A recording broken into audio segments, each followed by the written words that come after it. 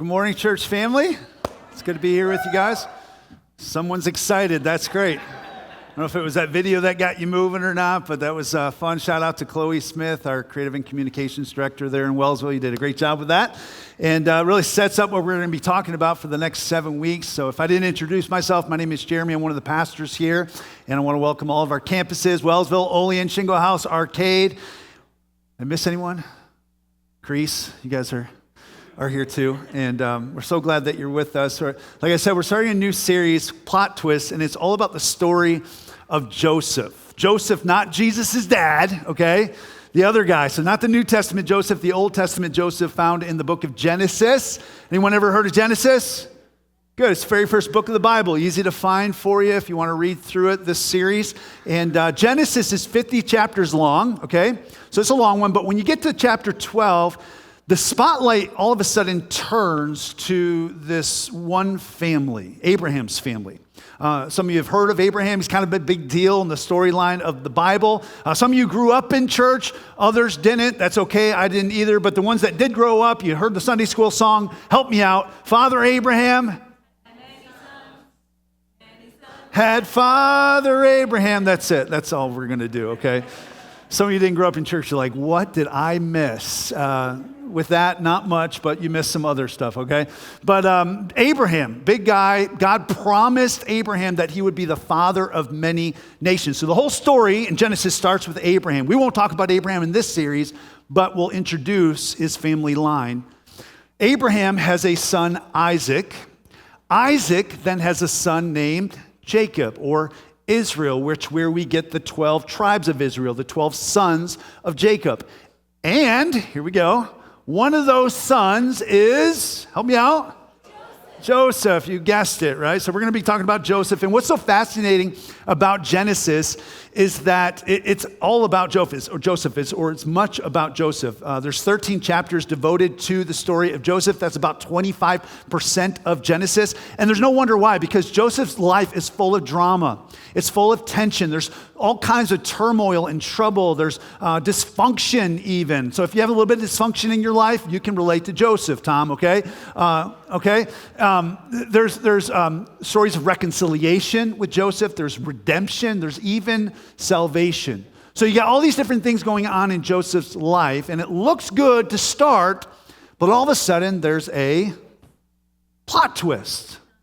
Oh, thank you for the sound effects. And so, hence the series name. And literally, it's all about this idea that what the enemy intended for evil in Joseph's life, God twisted it for good. And what's true in Joseph's life is also true in our own lives. You'll relate to Joseph, trust me. If you've ever felt overlooked, forgotten, you mistreated, abandoned, if you've ever felt like literally stuck in life, not understanding the season that you were in, maybe that's right now, you can relate to Joseph's life. And so today we're going to start by looking at the beginning of Joseph's story in Genesis chapter 37. So if you haven't read Genesis yet, you got to get through 36 chapters. You got some homework to do. But once you come to Genesis 37, here's what you're going to notice. And maybe if you've already read this, you notice this. You read Genesis 37, and you may find yourself asking this question. Where's God? And here's why I say that. You read this chapter, and there's no mention of God. There's no voice from heaven. There's no miracles. There's no divine intervention. And yet, I'm going to suggest to you, not only today, but for the rest of the series, that God is the main character in this story.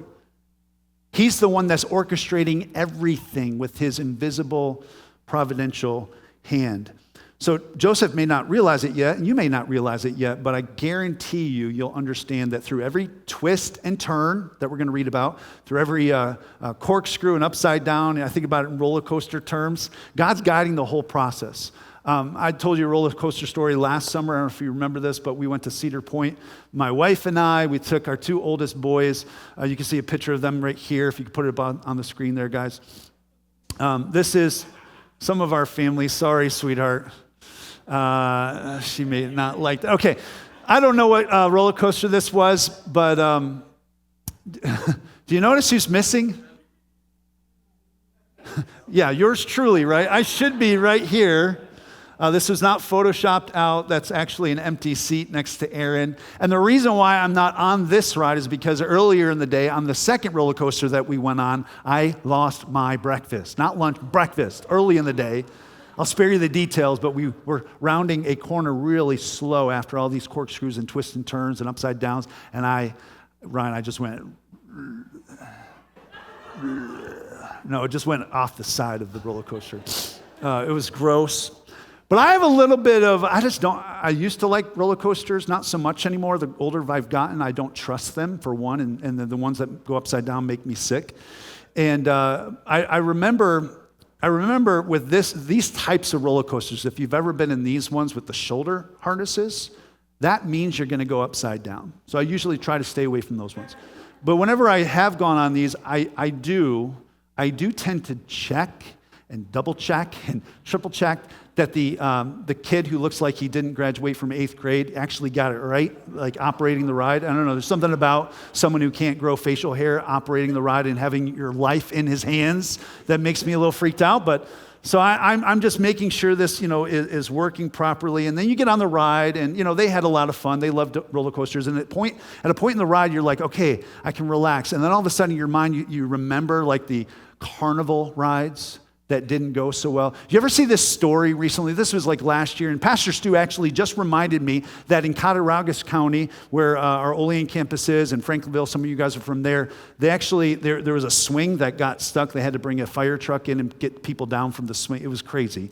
This one, if you remember this goes, I think, around and around and around, makes you sick, but it started wobbling. The whole thing started wobbling, and a group of bystanders that were just looking literally had to run over and support the thing from toppling over. How freaky is that? Stay away from carnival rides for sure, right? So you start thinking about this and you start freaking out. Or you remember, some of you, especially at our southern tier campuses, love going to Cedar Point. Cedar Point's this huge theme park that, again, we went to. They opened this ride in April, I believe, called Siren's Curse. So I know, Marilyn is freaking out already. There's a reason why it's not detached here. This is an actual ride, right? So you get to this point in the ride, it goes all the way up, and then it detaches from the track, and then it rotates you down 90 degrees. And then so you're just hanging there, right? Well, since this ride opened at Cedar Point, it's broken down no less than 4 times. 4 times. These people have gotten stuck like this. They actually had to escort them down this 160-foot curve. Sounds really cool, right? Yeah, you're going to stay away from it. I would stay away from it too. No way whatsoever. And so here's the truth. Life often feels like this, right? It's going great. You're going up, up, up, up. Oh, this is wonderful. Great view, right? And then all of a sudden, the wheels fall off. Everything breaks down. The emergency brakes hit, crisis hits. There's a relationship that goes sour. That door of opportunity that you thought was there for that job all of a sudden gets slammed in your face. Everything like that, it just goes poorly. This is where Joseph is. And maybe in your life, as I'm sure all of us have probably asked this question in some form or fashion, but maybe you ask this question, who's operating the ride? Like, who's in charge of this? And can I trust them? Or in spiritual terms, where's God? That's exactly where Joseph is in the story in Genesis 37. In just one chapter, church, here's what you got to understand. Joseph is going to go through jealous brothers, betrayal. There's going to be just horrible dysfunction in his family. And then this promising future that we're going to read about all of a sudden is ripped away from Joseph. And he's left wondering, who's operating the ride? Where is God? So if you look at this one chapter alone as you read it, you might ask the question, where is God? And it seems like he's absent, but I promise you today that not just today, but if you stick with us over the course of 7 weeks, you'll understand that God is very much present in his story and in your story, which leads to the big idea today that I want you to wrestle with. And not only for today, but for the entire series.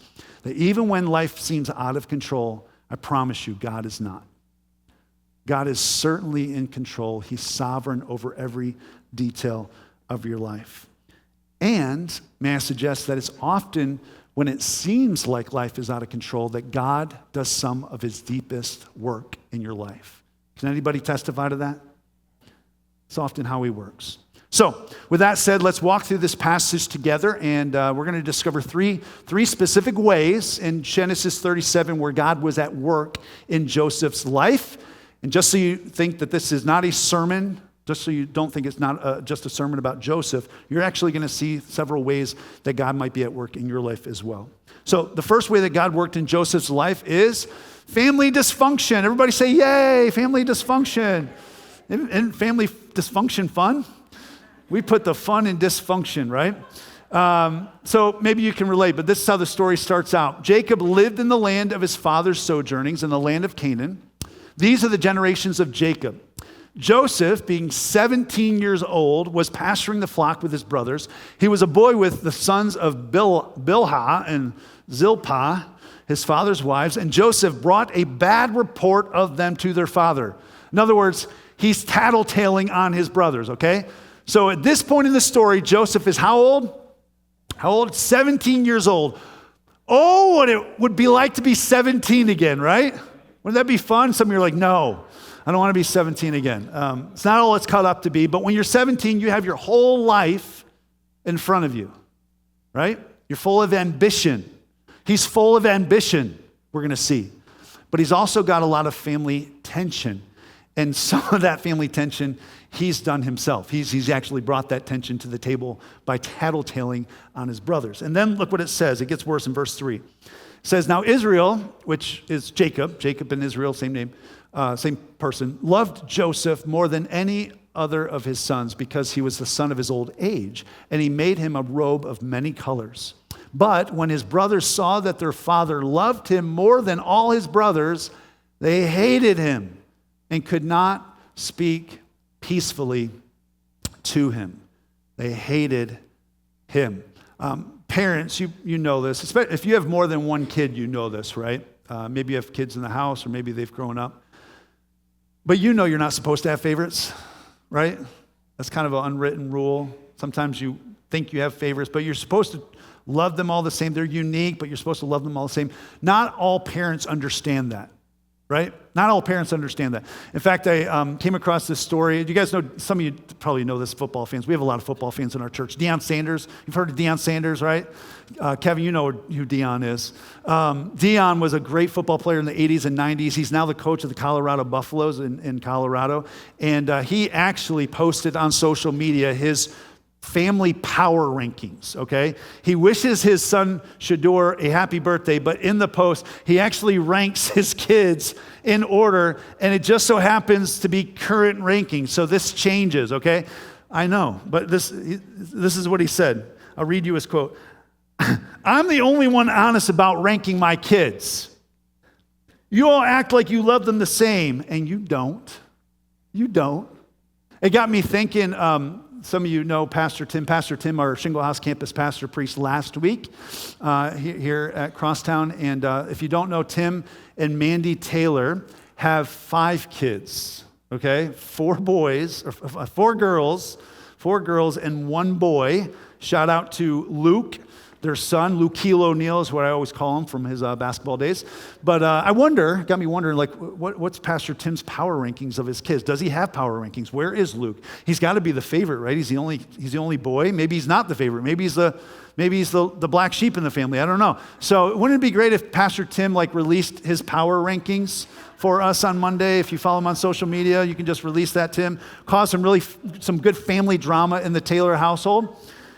I don't know what it would be, but it's obvious when you look at this story, there is no mystery. Where's Joseph rank?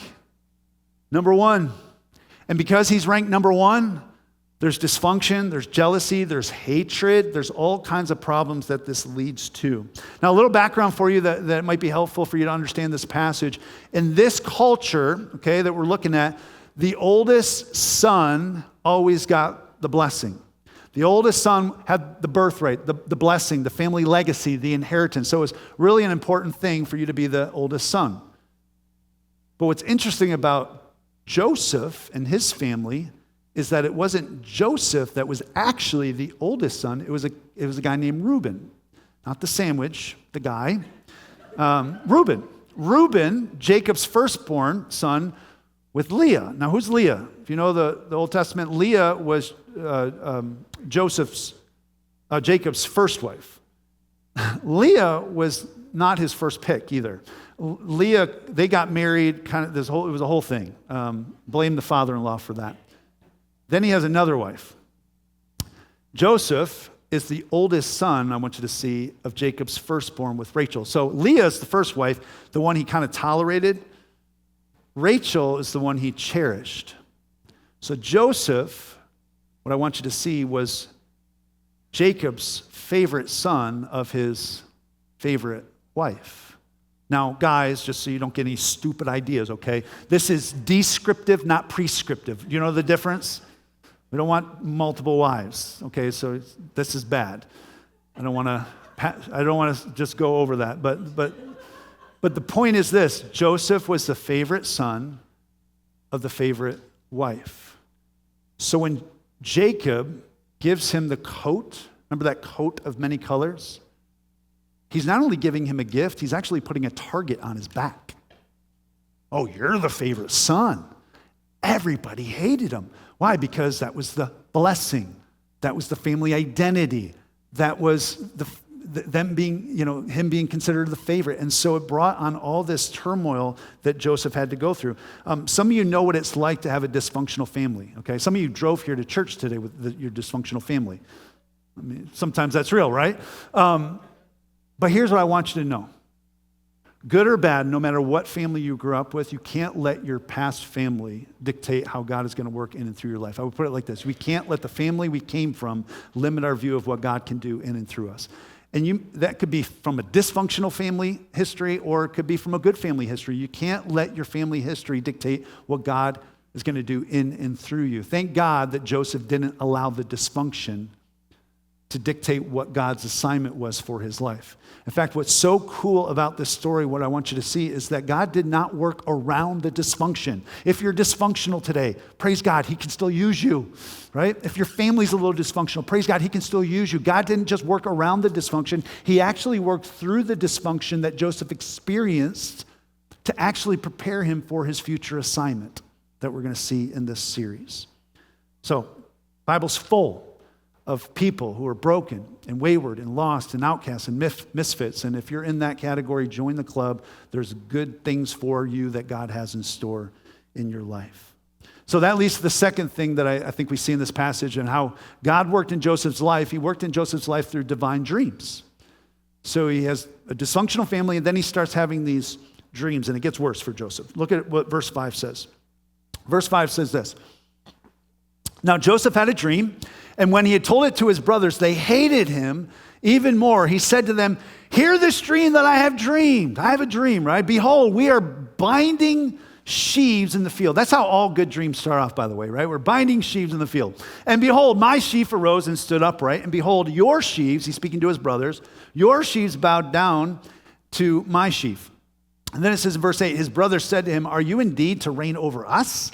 Are you indeed to rule over us?" So they hated him even more for his dreams and for his words. So that's the first dream. They already hate him, okay? So if it sounds repetitive, there's a reason for that. They already hate him. He's a tattletale. He's got the coat of many colors. And now he's sharing this dream that they do not particularly like. But that's not the only dream. He has another dream, a second dream. And we see that in verse 9. He says, "Behold, I have dreamed another dream. Behold, the sun and the moon and the 11 stars." So all that means is the 11 brothers, they got his mom and dad, and they were all bowing down to me, Joseph said. But when he told it to his father and to his brothers, his father rebuked him and said to him, "What is this dream that you have dreamed? Shall I and your mother and your brothers indeed come to bow ourselves to the ground before you?" That's exactly what you would say to your kid if they told you a similar dream, right? And his brothers were jealous of him. But get this phrase, his father kept the saying in mind. I find that really interesting. Like, he rebukes him, but in the back of his head, he's wondering, I wonder if this is more than just him eating bad pizza or something. Like, I wonder if there's something to this. And I think that's so important as we carry into the rest of the story that you remember that. So, how many of you know that not everyone is going to be excited when you have a dream? or when you get success in your life. Not everyone's going to clap and cheer for you. It just doesn't happen. Joseph experienced that. And some of it, he shot himself in his own foot. We don't know why he shared these dreams, what his intention was. I would suggest one option. He's 17 years old, so he's a little dumb, okay? That's one option. Another option, and if you have younger siblings, or if you are a younger sibling, which I am, I think this could be true. Maybe he was trying to push his older brothers or sisters' buttons. You have kids like that? We don't in our family. Trust me, we don't. Maybe. But either way, here's the point that I want you to notice in this story. The dream doesn't make Joseph's life any easier. It actually makes it harder. You would think that dreams are good, right? Visions are good. Follow your dreams, May all your dreams come true. That's usually how we think in terms of dreams. Joseph's dreams is not like that. His dream that he was given actually creates problems for him. His dream actually creates tension. His dream actually leads to his brothers hating him and his father rebuking him. This dream is not like the other dreams. The other thing I want you to notice, this is huge too. God gives him the dream, but not the details. Do you notice he doesn't say anything about what's going to happen as he pursues this dream? No slavery, no imprisonment, no betrayal, no mistreating, no none of that. And I don't want to ruin the rest of the story, give you the ending before it is, but it's a doozy, right? But God doesn't say any of the stuff that he's going to have to go through. He just reveals the end. And what is the end? People are going to bow down to him. He's going to be ruling and reigning. So of course he's going to share this story with his brothers. Who wouldn't want to share that as a younger brother? Hey, by the way, you're going to be, bowing down to me, and it's going to be great. God mentions nothing about the painful road. He just gives him the end destination and says, you got to trust me. And I think that's how God often works.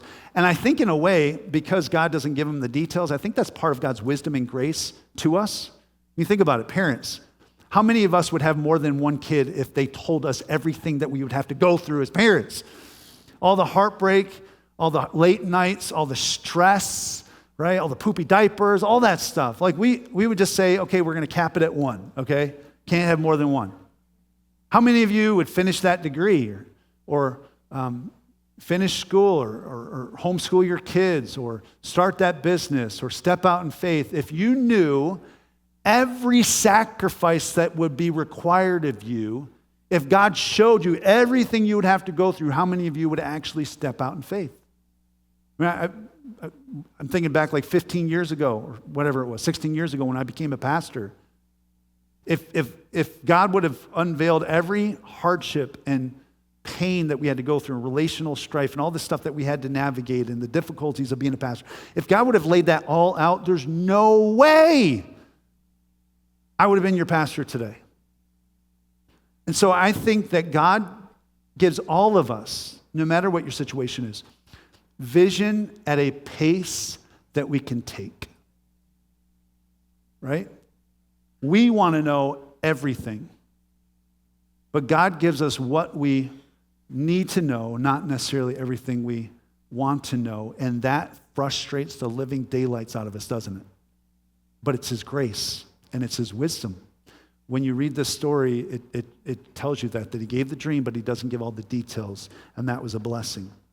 So that leads to the final point that we see God work in Joseph's life, and that is through difficult detours, very difficult roads that we're going to come up and we're going to read about, one of which we're going to see in Genesis 37. So it says this, now his brothers went to pasture their father's flock near Shechem, and Israel said to Joseph, so this is Jacob, right? Jacob said to Joseph, are not your brothers pasturing the flock at Shechem? Come, I will send you to them. And he said to him, here am I. So he said to him, Israel says to Joseph, go now see if it is well with your brothers and with the flock and bring me word. So go check on your brothers. That's what he's saying. Go check on your brothers. So he sent him from the valley of Hebron and he came to Shechem. And a man found him wandering in the fields, and the man asked him, what are you seeking? I am seeking my brothers, he said. Tell me, please, where they are pasturing the flock. And the man said, they have gone away, for I heard them say, let's go to Dothan. So here's what's happening. Jacob sends Joseph on an errand. Hey, go check on your brothers. Joseph goes out to the field at Shechem, and they're nowhere to be found. And he just so happens, everybody say that, just so happens. He just so happens. He just so happens to find this stranger who then just so happens to know exactly where these brothers are. Is that a coincidence? Maybe. I don't think so, though. I think when you read the rest of the story, you see the invisible hand of God actually, this is crazy, actually leading Joseph to the very pit that he doesn't want to be in. Do you ever consider that? The hardship, the heartache, the confusion, the long seasons, the suffering. It's not all bad if God can use it for good. Leads him straight into literally a pit. So this is the rest of the story. Check this out. Verse 18, they saw him from afar. The brothers saw Joseph from afar, and before he came near to them, they conspired against him to kill him. So when Joseph came to his brothers, they stripped him of his robe, the robe of many colors that he wore, and they took him and threw him into a pit. The pit was empty. There was no water in it. Then Midianite traders passed by. Get this, they drew Joseph up and lifted him out of the pit. So they throw him in the pit, they lift him out of the pit, and they sold him to the Ishmaelites for 20 shekels of silver, and they took Joseph to Egypt. Where's my sound effect, lady? Da, da, da, right. That's where we end today, and that sets up next week. Now, that didn't mean the sermon's over, but it does set up next week. It's really hard to imagine when you look at the story, it getting any worse for Joseph. He's betrayed by his brothers who hate him. That stinks. Sold, and not just sold into slavery as property, but thrown into a pit first. Everything that he was hoping for is gone. And there's this massive, massive detour. And yet, because we know the rest of the story, God's still in charge. And he's orchestrating every single step along the way. The intro video kind of teased it out. I don't want to give the whole story because none of you will come back, okay? I hope you come back. But the intro video kind of teased it out. His story leads to a nation being saved. How's that? But along the way, there's a bunch of pits and trials and trouble to get him to where he needed to go. So here's the one application that I have for you. And I will admit, okay, and I don't mean to make light of anybody's situation here today. I would admit this is difficult to do. It's difficult to do, but you have to do it in order to see God at work in your life. And that's this. You need to trust that God is working even when life feels like it's unraveling. You need to trust that God is working even when life feels, because it does, right? It does often feel like life is unraveling. It literally feels like you're on that stupid carnival ride and it's like, okay, don't know if we're going to fall today. Or at the top of Siren's Curse and you're just looking down into nothing. I don't know the next day what that's going to look like. Life often can feel that way, and if Joseph's story reminds us of anything, it tells us that there's no such thing as smooth sailing or roller coaster riding. Jesus even said in John 16:33, in this world you will have trouble. You will have trouble, right? And yet God is really good at getting us to where he wants to go. Now, that journey may not look anything like what you hope it would be, but he's better than you at getting you where you need to go. So you have to trust him. I don't know, maybe consider that the next time every single one of us have to go through delays in life where it seems like God's not moving as fast as what you want him to do. Maybe consider that the next time you have to walk through difficulties and consider that maybe God is using that difficulty for a purpose in your life. And maybe consider how God might be actually taking you on a detour on purpose and putting some people in your life, some strangers, some friends, a mentor that sees something in you that maybe you don't see yourself, a friend that's going to speak encouragement to you when you need it, maybe a complete stranger that says something to you at the exact moment that you need to hear in order for you to go forward. God can use all of those types of things and people in our life for his divine plan. Earlier in ministry, I had very specific plans and timelines, which looking back, years later, makes me want to laugh. I don't know about you, but it's just kind of laughable. You relate, you have a plan, you have a vision for how you think life's going to go, and then you have the luxury of rewinding the tape 15 years, and it's like, oh, that wasn't anything like what I thought. I've shared this story with some of you. I kind of debated whether or not to share this or not, because so many of you have heard our story and how God has used us and then part of our church's history, but I thought, like a good grandfather, I'll tell a story 10 or 11 times in a row, okay? That's what my grandfather used to always do, and you just smile and nod, and okay, Grandpa. But there's so many people new to our church that I think it might be helpful. I started out in youth ministry. I was a youth pastor at a church in Wellsville, New York, and we were applying for other youth pastor positions that didn't work out, and we ended up in Texas, of all places, doing media ministry, of all things. So how I got here, I'm not sure, but God used those 3 years in Texas to stretch us, to prepare us for what he was going to do next. And it was when we were down in Texas. It was 2008. We came up to New York for a family vacation, just visit some family and friends in the area. And we didn't have any plan or agenda, but God specifically impressed on us that we were going to move back up to Wellsville, move back up to New York to either plant a church or partner with an existing church. We saw so much turmoil in churches, churches struggling in this area from where we were in Texas, where things were going great, that we just had a heart for broken and dying churches. Fast forward 8 months. Here's the story. I'm standing before a group of people, much like yourselves, and I'm about to cast a vision for what this new church or partnership would look like with an existing church. And I don't have a music stand.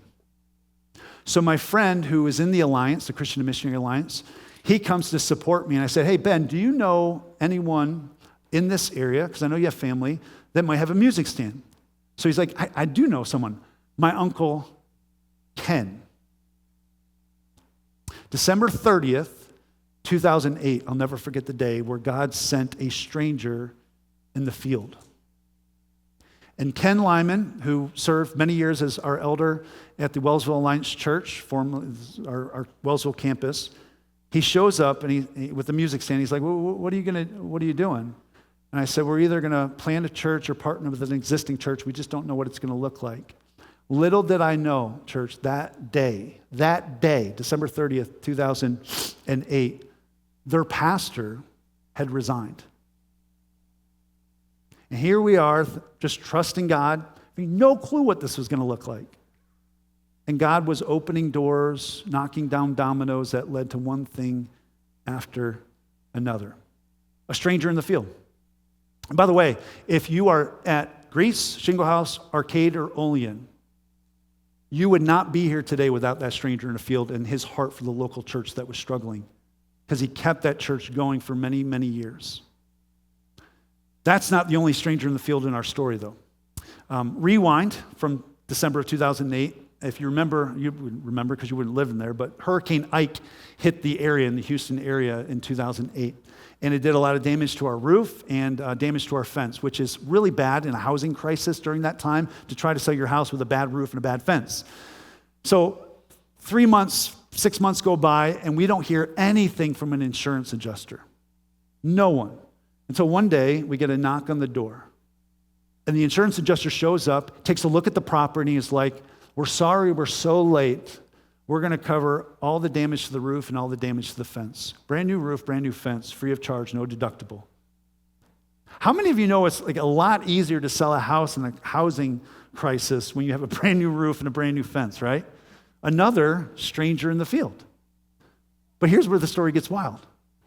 We go to sell our house, right? We have to sell the house in order to move up to New York to take this step of faith. And our house was not on the market yet. We didn't even have a sign out in the front yard.